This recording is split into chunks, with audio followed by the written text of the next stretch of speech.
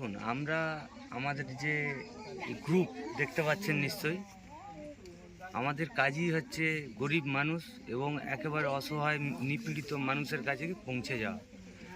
আমরা হচ্ছে একটু আগে আমাদের দাদা বলেছেন যে এর আগেও আমরা অনেক জায়গায় এইভাবে মানুষের পাশে দাঁড়িয়েছি। আজকেরও আমরা এইখানে এসেছি। এই হোমে যে 20টা বাচ্চা থাকে তাদের খাদ্য সামগ্রী নিয়ে এসেছি আমরা। চাল, 400 কেজি চাল, ডাল, সোয়াবিন, তেল, এগুলো আমরা সবাই নিয়ে এসেছি। তাদের আজ এবং আগামী দিনে তাদের খাবার ব্যবস্থার জন্য।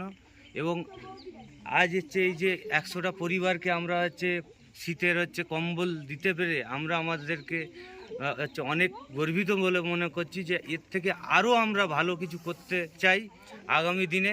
আমাদের এই যে গ্রুপ